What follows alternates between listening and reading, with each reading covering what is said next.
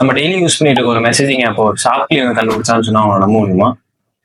இந்த ஆப்ல நம்ம காலைல குட் மார்னிங் ஆரம்பிச்சு நைட்டு குட் நைட் வர இந்த ஆப்ல தான் இது பண்ணிட்டு இருக்கோம். இப்போ ரீசெண்டா என்னன்னா மேரேஜ் இன்விடேஷனை இந்த ஆப்ல தான் சென்ட் பண்ணிட்டு இருக்கோம். அந்த ஆப் வேற எந்த ஆப் இல்ல, வாட்ஸ்அப் தான். ஸோ இந்த வீடியோ நம்ம எதை பத்தி பார்க்க போறோம்னா வாட்ஸ்அப்போட ஃபவுண்டர் ஜான்காம் பத்தி தான். ஜான்காம் பிறந்ததெல்லாம் உக்ரைன் தான். தன்னோட 16 வயசு வரை அவர் உக்ரைன்ல தான் இருந்திருக்காரு. ஸோ தன்னோட 16 இயர்ல வந்து என்ன ஆயிருக்குன்னா அவங்க வீட்டில் ரொம்ப கஷ்டம்ன்றனால ஜான்காம் வந்து அவங்க அம்மா பாட்டியோட கிளம்பி கலிஃபோர்னியா வந்திருக்காங்க யூஎஸ்க்கு. ஸோ திஸ் இஸ் வேர் ஜான்காமோட ஸ்டோரி பிகின்ஸ். இவர் யூஎஸ் வந்ததுக்கு அப்புறம் அவங்க அம்மா வந்து பேபி சிட்டரா அங்கே ஒர்க் பண்ணியிருக்காங்க. ஸோ தன்னோட அம்மா பேபி சிட்டரா ஒர்க் பண்ணியுமே வீட்டுக்கு சம்பளம் பத்தலன்னே இவர் வந்து ஒரு மளிகை கடையில போய் கிளீனரா வேலை பார்த்துருக்காருங்க. தன்னோட ஃபேமிலியை ரன் பண்றது ரொம்ப கஷ்டமா இருந்திருக்கு. ஸோ இவங்க வந்து எப்படி தன்னோட ஃபேமிலியை ரன் பண்ணியிருக்காங்கன்னா கவர்மெண்ட் வந்து இந்த என்ஆர்ஐக்கெல்லாம் ஒரு ப்ரொவின்ஸ் கொடுப்பாங்க பாருங்க, ஒரு மணி கொடுப்பாங்க பாரு, அதை வச்சு தான் ரன் பண்ணியிருக்காங்க. ஸோ ஜானுக்கு வந்து சின்ன வயசுல இருந்து கோடிங் மேல ஆசை. பட் ஆனா அந்த 90s காலத்துல பாத்தீங்கன்னா வந்து ஒரு வீட்டுல ஒரு கம்ப்யூட்டர் இருக்கிறதே பெரிய விஷயம். ஸோ வந்து அதுவும் அது இல்லாம கோடிங் மேனுவல் வாங்குறது வந்து ரொம்ப கஷ்டம். அதனால வந்து ஜான் என்ன பண்ணியிருக்காரு, செகண்ட் ஹேண்ட்ல வந்து மேனுவல் வாங்குவாரு. செகண்ட் ஹேண்ட்ல மேனுவல் வாங்கி படிப்பாரு. படிச்சுட்டு அவருக்கு அவரே சொல்லி கொடுப்பாரு. சொல்லி கொடுத்துட்டு திரும்பி அந்த மேனுவல் என்ன பண்ணுவாரு, திரும்பி போய் அதே கடையில் வித்துருவாரு. தன்னோட 18 வயசுல வந்து சான் ஜோஸ் ஸ்டேட் யூனிவர்சிட்டில இருந்து என்ரோல் பண்றாரு. என்ரோல் பண்ணதுக்கு அப்புறம் சைமல்டேனியஸா என்ன பண்ணிட்டு இருக்காரு, டர்ன்ஸ் அண்ட் யங்னு ஒரு கம்பெனில வந்து செக்யூரிட்டி டெஸ்டரா வேலை பார்த்துட்டு இருந்திருக்காரு.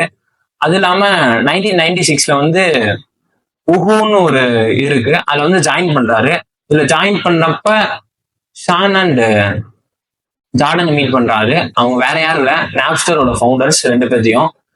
அதுக்கப்புறம் 1997ல வந்து இவர் வந்து தன்னோட ஸ்கூலிங்கை கம்ப்ளீட்டா டிஸ்கன்டினியூ பண்ணிடுறாரு. என்ன ரீசன் பாத்தீங்கன்னா அவர் வேலை பார்த்துட்டு இருந்த யங் கம்பெனில வந்து இவரை வந்து ஒரு இன்ஃப்ராஸ்ட்ரக்சர் இன்ஜினியரிங்கா ப்ரொமோட் பண்ணிடுறாங்க.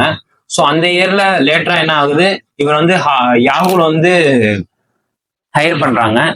யாகுல வந்ததுக்கு அப்புறம் தான் இவரோட லைஃப்ல ஒரு பிகர் டர்ன் ஆகுது. ஏன்னா வந்து இங்கதான் அவரோட கோ ஃபவுண்டர் பிரையனை பாக்குறாரு. அங்க இருந்து இவரும் பிரையனும் ஒரு 9 இயர்ஸ் ஒர்க் பண்றாங்க.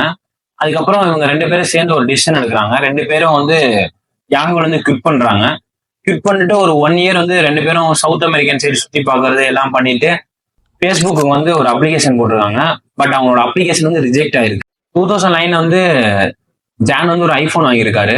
ஐபோன் வாங்கினோடனே அதுல இருக்க ஆப் ஸ்டோரை பார்த்து இவர் வந்து அமேஸ் ஆயிருக்காரு. ஏன்னா இந்த ஆப் ஸ்டோருக்குள்ள ஒரு புது இண்டஸ்ட்ரியே கிரியேட் ஆக போதுன்னு இவருக்கு தெரிஞ்சிருக்கு. ஏதாவது சொல்லுமே அப்படின்னு சொல்லிட்டு தன்னோட ஃப்ரெண்ட் அலெக்ஸ் விஸ்மெண்ட்டை போய் சொல்றாரு. அவரும் ரொம்ப நேரம் பேசிட்டு இது ஒரு நல்ல ஐடியா தான் இருக்கு, இந்த கம்பெனிக்கு என்ன பேர் வைக்கலாம்னு ஜான் என்ன யோசிச்சாலும் தெரியல, டக்குன்னு அந்த கம்பெனிக்கு வாட்ஸ்அப் அப்படின்னு சொல்லிட்டு வச்சார். தன்னோட 33rd பர்த்டேக்கு வந்து ஜான் வந்து கம்பெனி ரெஜிஸ்டர் பண்றாரு. ஸோ இனிஷியலா வந்து வாட்ஸ்அப் உடனே ப்ளூம் ஆகல, சடனா லான்ச் ஆனோடனே வந்து சக்சஸ் ஆகுது. ஒரு பெரிய விஷயத்த நம்ம பண்ண போறோம்னா சைட்ல ஏதாவது ஒரு சின்ன விஷயம் தான் நடக்கும். ஜூன் 2009ல வந்து ஆப்ல வந்து இன்னொரு ஃபியூச்சர் வந்து தன்னோட போனுக்கு லான்ச் பண்றாங்க. அதான் புஷ் நோட்டிபிகேஷன். நமக்கு எப்படி இப்ப நம்ம போன்ல ஒரு நோட்டிபிகேஷன் வருது, அந்த ஃபியூச்சர் வந்து ஆப்ல வந்து லான்ச் பண்றாங்க. ஆப்பிள் லான்ச் பண்ண புஷ் நோட்டிபிகேஷன் வந்து ஆப்பிளுக்கு சப்போர்ட் பண்ணிச்சான்னு தெரியல, பட் வாட்ஸ்அப்புக்கு அதை வந்து சூப்பரா சப்போர்ட் பண்ணுச்சு. ஜானோ லோக்கல் ஃப்ரெண்ட்ஸ் வந்து எஸ்எம்எஸ்க்கு பதிலாக வாட்ஸ்அப்புக்கு மாற ஆரம்பிச்சாங்க. ஏன்னா புஷ் நோட்டிபிகேஷன் வரவுடனே எஸ்எம்எஸ் காசு இருந்துச்சு, பட் வாட்ஸ்அப்புக்கு காசு கிடையாது. இன்ஸ்டன்டா மெசேஜ் டெலிவரேட்டே ஆகிட்டு இருக்கும். அதுவும் இல்லாம ஆட் ஃப்ரீயா இருந்துச்சு.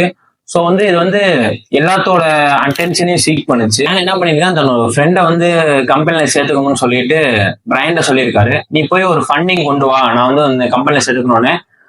பிரையன் போயிட்டு ஒரு $250,000 சீட் ஃபண்டிங்கா கொண்டு வந்தாரு. ஸோ லேட்டர் வந்து வாட்ஸ்அப் அப்படியே க்ரோ ஆகிட்டே வந்துட்டு இருக்கு. செவரல் இயர்ஸ் லேட்டர் ஃபேஸ்புக்கோட ஒரு டீல் நடக்குது.